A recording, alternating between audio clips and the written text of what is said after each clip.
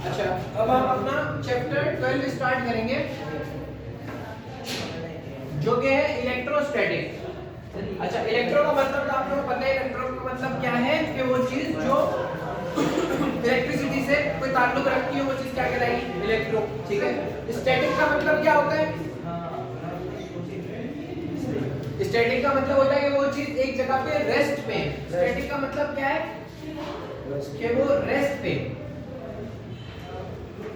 और इलेक्ट्रो का मतलब क्या है? कि उसमें कोई चार्ज इन्वॉल्व है। ठीक है। तो सबसे पहला टॉपिक यही हो गया कि चार्ज क्या होता है। चार्ज बोल ले इसको या इलेक्ट्रिक चार्ज बोल ले।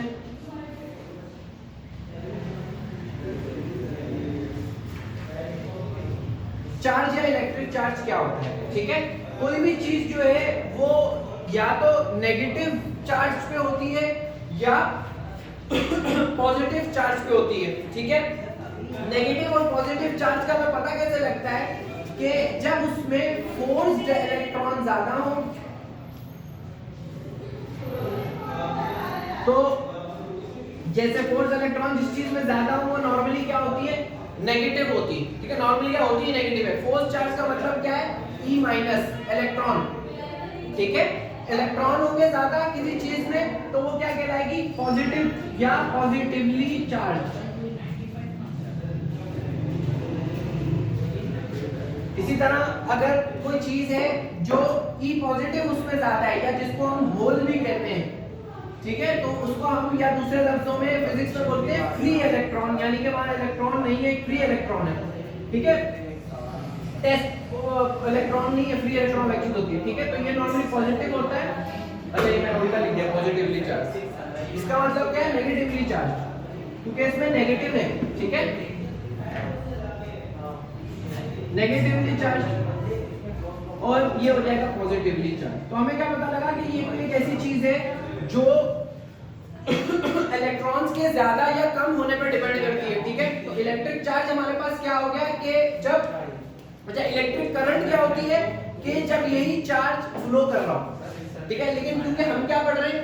इलेक्ट्रोस्टैटिक। ठीक है। तो इलेक्ट्रोस्टैटिक में क्या है कि रुके हुए चार्ज की बात हो रही है। तो जब वही इलेक्ट्रिक करंट अगर रुक जाए तो वो या तो नेगेटिवली चार्ज होगी या पॉजिटिवली चार्ज होगी आपके पास। ठीक है। तो ये हो गया चार्ज। अच्छा, चार्ज को हम फिजिक्स में डिफाइन कैसे करते हैं? क्यू से।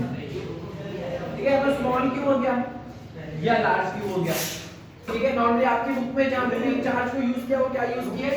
स्मॉल में। ठीक है। उसकी एसआई यूनिट क्या होती है? कूलम्स या सी बोल दो आप उसको। ठीक है। तो इलेक्ट्रिक चार्ज में से ज्यादा बताने का तो कुछ नहीं है। अच्छा, चार्ज का फॉर्मूला क्या है? चार्ज निकालने का N और E, जिसमें से N हमारे पास क्या है? Number of electrons. वो मैंने आपको बताया कि जैसे इस चार्ज डिपेंड किस पे करता है कि उसमें इलेक्ट्रॉन्स कितने हैं या नहीं, इलेक्ट्रॉन्स हैं या उसके होल्स हैं। ठीक है। और E क्या है? एक इलेक्ट्रॉन का चार्ज। एक इलेक्ट्रॉन का चार्ज कितना होता है? 1.6 × 10⁻18 होता है।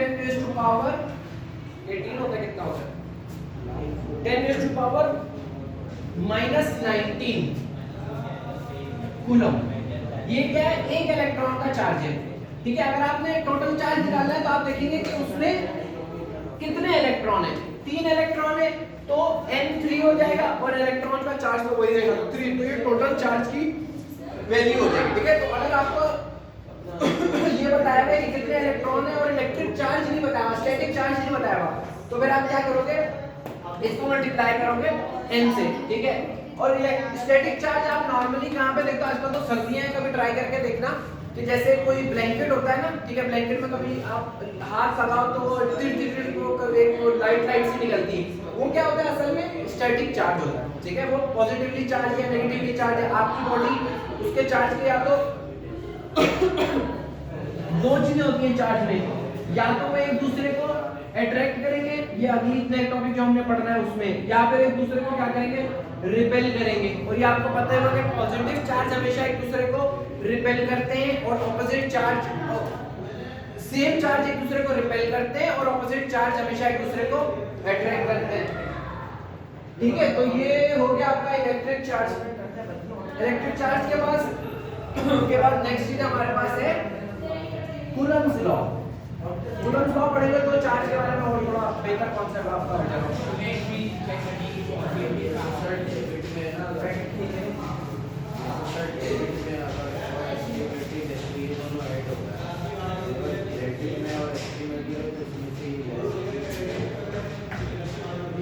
कूलम्स लॉ,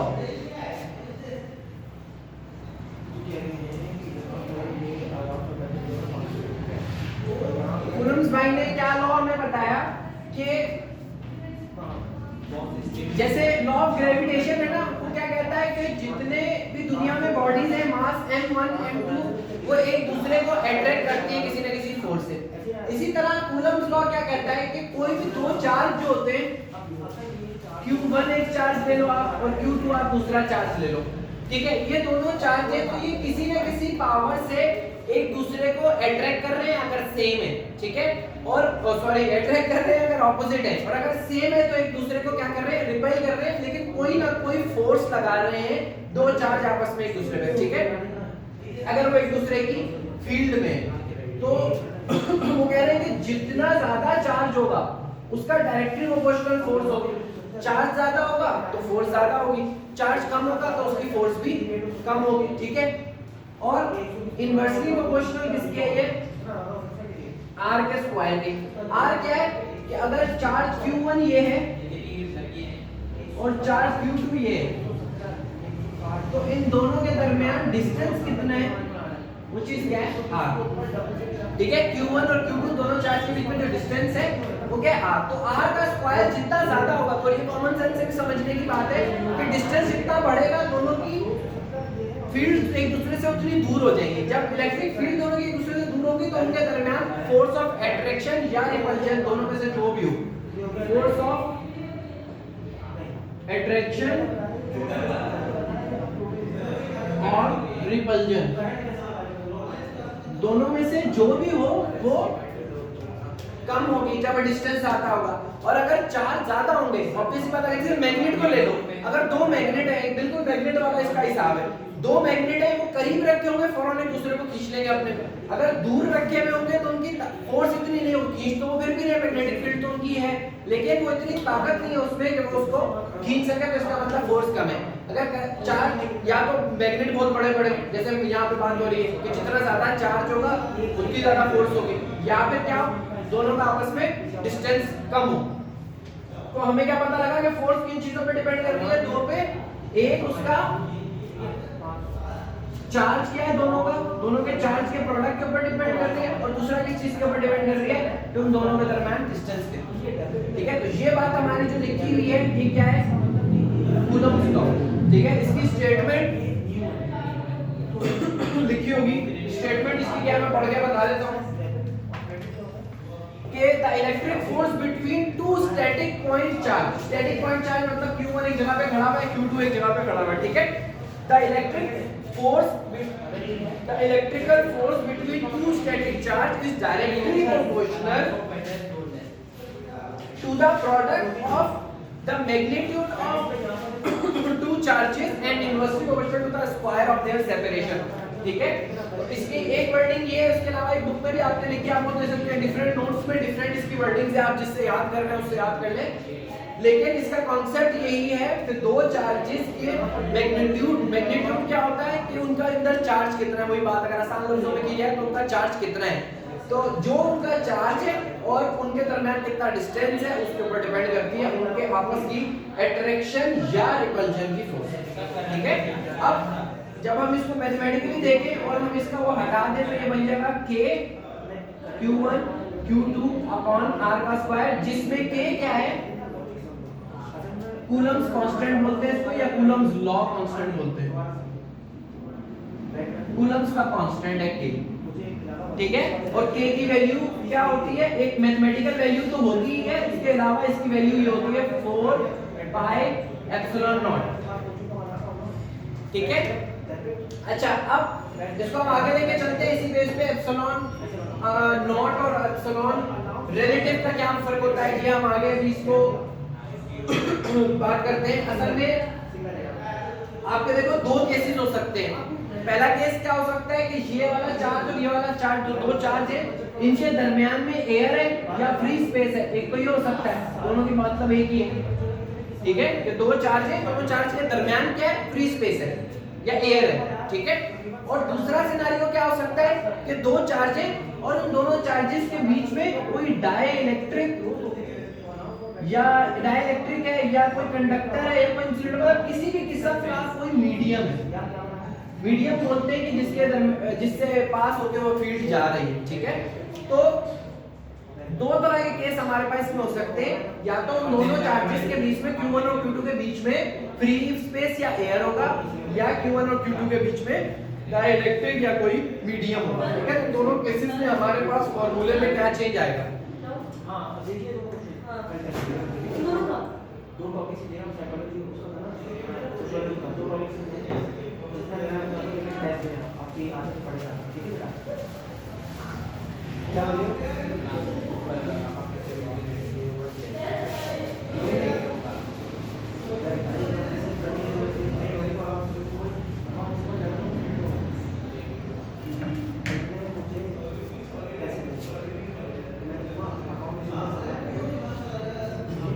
तो हमारे पास फॉर्मूला कूलम्स का क्या है वैसे कि F इज इक्वल टू, अच्छा F क्या है, एक वेक्टर क्वांटिटी है, तो K Q1 Q2 upon R का स्क्वायर, ठीक है। और यहाँ पे कोई एक डायरेक्शन आ जाएगी क्यों, क्योंकि ये वेक्टर क्वांटिटी है, ठीक है। अच्छा अगर K की वैल्यू यहाँ पे हम पुट कर दें तो K की वैल्यू क्या है, 4 pi epsilon not Q1 Q2 upon R का स्क्वायर, और R के ऊपर ये वेक्टर यूनिट वेक्टर है, ठीक है। इसकी कोई वैल्यू नहीं होती, यूनिट वेक्टर की वैल्यू 1 होती है, सिर्फ डायरेक्शन बताने के लिए होता है, ठीक है। तो ये जो है ये E एप्सिलॉन, इसका क्या मतलब है कि मीडियम हमारे पास क्या है,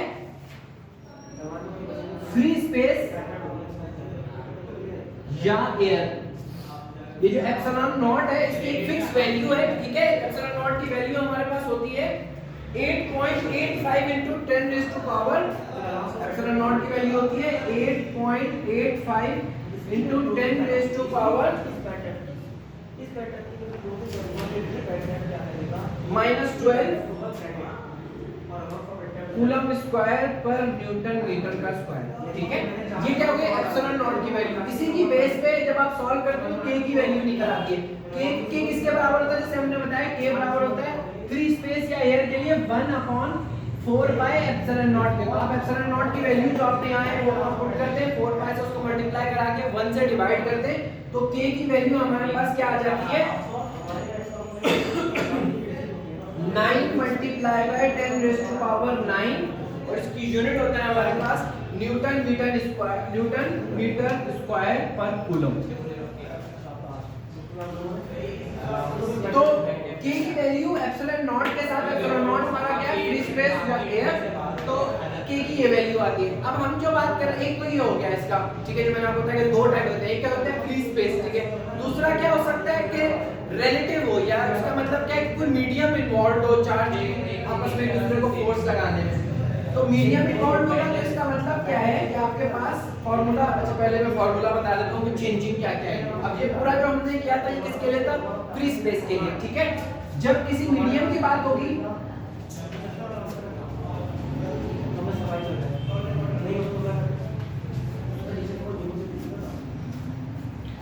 जब किसी मीडियम की बात होगी तो K हमारे पास क्या बन जाएगा,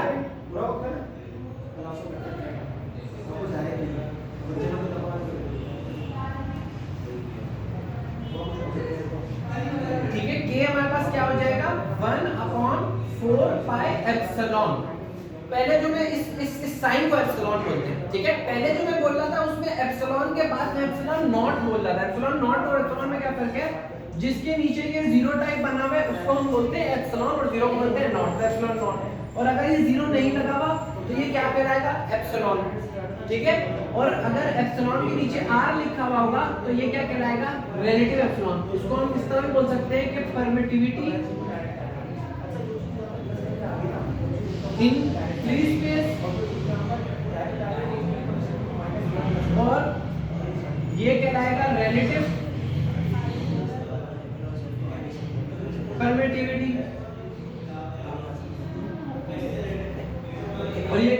permittivity in medium.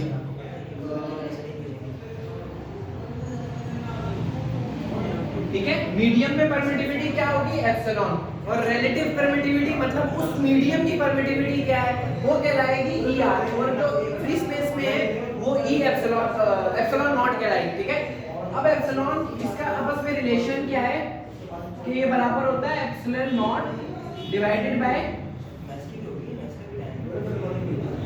Epsilon are.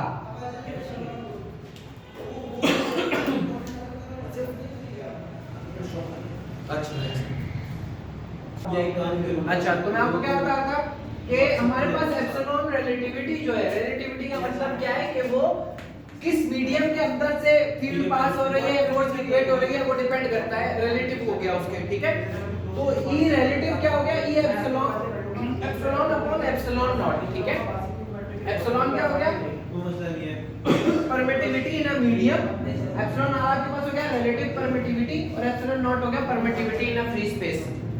हां ठीक है, हो गया जो। तो अगर इस बेसिस पे हम देखें, अगर कोई हमने पहले बात की थी फ्री स्पेस की, अब अगर मीडियम की बात करें तो मीडियम के साथ से k की वैल्यू क्या हो जाती है, 1/4 पाई एप्सिलॉन। हमें पता है कि एप्सिलॉन की अगर वैल्यू हम यहां से निकालें तो वो क्या बन जाएगी, ये यहां जाके मल्टीप्लाई हो जाएगा, epsilon naught multiply by epsilon R. ठीक है, वो हमने यहाँ पे k की वैल्यू पे एप्सिलॉन पुट कर दिया, तो ये हो गया 1/4 पाई एप्सिलॉन और एप्सिलॉन नॉट। ठीक है, सॉरी एप्सिलॉन आर और एप्सिलॉन नॉट हो गया। ठीक है, तो इसकी बेसिस पर अगर हम देखें तो f हमारे पास क्या हो गया, 1/4 pi epsilon R epsilon naught, और ये हो जाएगा Q1 Q2 अपॉन r का स्क्वायर, और ये r का यूनिट वेक्टर। ठीक है, ये क्या हो गया, फोर्स ऑफ अट्रैक्शन या रिपल्शन इन अ मीडियम। अच्छा, अब ये कंफ्यूजन क्रिएट हो रही है, तो मैं एक काम करता हूं कि दोनों को आमने सामने लिख देता हूं ताकि आपको उसका फर्क समझ में आ जाए।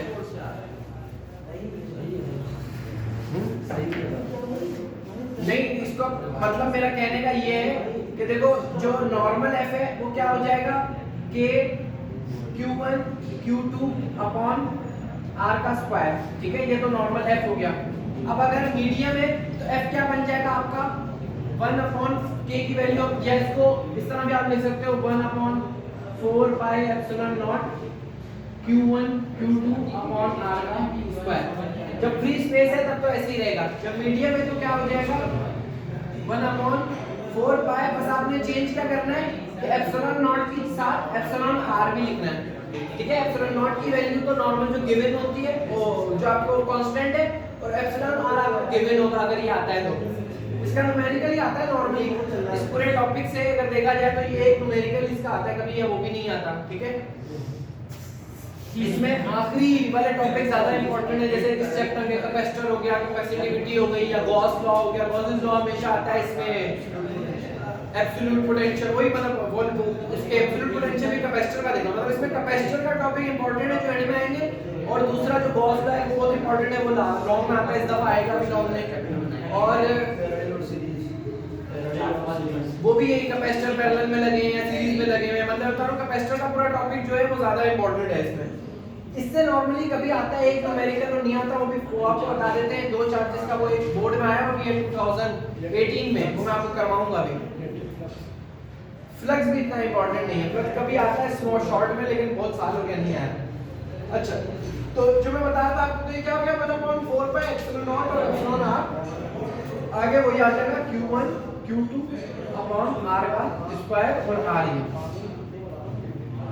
ठीक है, ये कूलम्ब्स लॉ था हमारा। इसको सिंपल लफ्जों में वही हमने जो बात की मैं दोबारा रिपीट कर रहा हूं कि कूलम्ब्स लॉ हमारा क्या होता है कि फोर्स ऑफ अट्रैक्शन और repulsion is directly proportional to the charge, the magnitude of the charges, and is inversely proportional to the distance between them. Last हां, एक